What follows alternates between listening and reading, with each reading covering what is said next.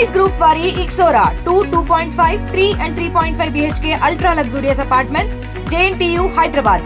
మరిన్ని వివరాలకి ఈ కింద నెంబర్ని సంప్రదించండి. ఉమ్మడి పాలమూరు జిల్లాలో వాతావరణంలో స్వల్ప మార్పులు ఏర్పడ్డాయి.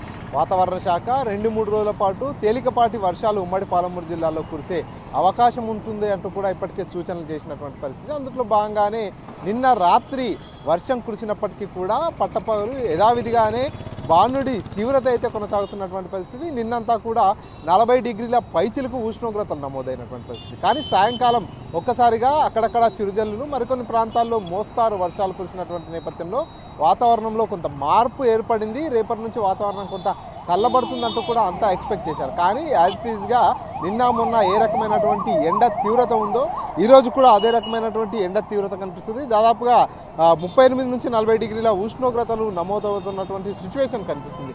సాయంకాలం కాగానే ఈదురుగాలులతో కూడినటువంటి వర్షాలు ఒకవైపు కురుస్తున్నాయి. మరోపక్క మధ్యాహ్నం సమయానికి యథావిధిగానే ఎండలు తీవ్రంగా కొడుతున్నటువంటి పరిస్థితి. ఎండల తీవ్రతకు తట్టుకోలేక జనాలంతా కూడా ఇళ్లకే పరిమితమైనటువంటి దృశ్యాలు చూస్తున్నాం. అంతేకాకుండా నిన్న ఒక్కసారిగా వర్షం కురవడం, ఆ తర్వాత ఏదైతే 2-3 రోజుల పాటు తేలికపాటి వర్షాలు కురుస్తాయి, వాతావరణంలో మార్పులు ఏర్పడతాయంటూ కూడా వాతావరణ శాఖ సూచనలు చేసినటువంటి నేపథ్యంలో జిల్లా వాసులంతా కూడా కొంత ఆనందం వ్యక్తం చేశారు. ఎందుకంటే వర్షాలు కనుక కురిసినట్టయితే కొంత వేడి తగ్గుతుంది, ఈ ఉక్కపోత కావచ్చు, వడగాల్పుల తీవ్రత తగ్గుతుందంటూ కూడా అంతా ఆ ఎక్స్పెక్టేషన్స్ పెట్టుకున్నటువంటి పరిస్థితి. కానీ నిన్న కొంత సాయంకాలం కొద్దిపాటి వర్షం కురిసినటువంటి పరిస్థితి. కానీ ఆ కొద్దిపాటి వర్షానికే రైతన్నలంతా కూడా తీవ్ర అవస్థలు పడుతున్నటువంటి పరిస్థితి. 6 కాలం కష్టించి పండించినటువంటి పంటనంతా కూడా ఆరబోసుకున్నటువంటి నేపథ్యంలో ఒక్కసారిగా అకాల వర్షాల కారణంగా వరి ధాన్యం అంతా కూడా వర్షపు నీటిలో తడిచిపోయి వారంతా కూడా ఆవేదన వ్యక్తం చేస్తున్నటువంటి పరిస్థితి.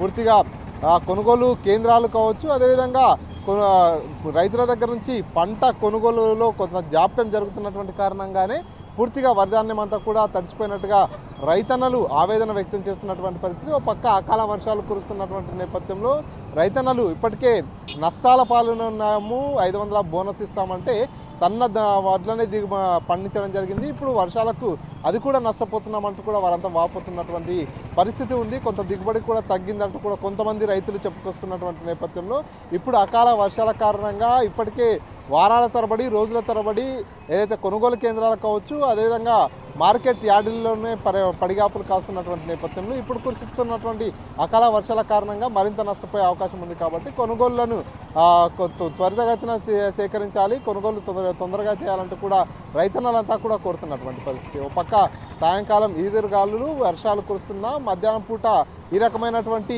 వడగాల్పులు, ఎండ తీవ్రత ఉన్నటువంటి నేపథ్యంలో జనాలంతా కూడా ఇంకా ఇబ్బందులు ఎదుర్కొంటున్నటువంటి సిచ్యువేషన్ అయితే మహబూబ్నగర్ జిల్లాలో ఉంది. కెమెరాపర్సన్ నర్సింగ్రెడ్డితో మణికంఠ, RTV, మహబూబ్నగర్. ఇండియా పాకిస్తాన్ ఉద్రిక్తతలపై లేటెస్ట్ అప్డేట్స్ కోసం డౌన్లోడ్ చేసుకోండి RTV లైవ్ యాప్.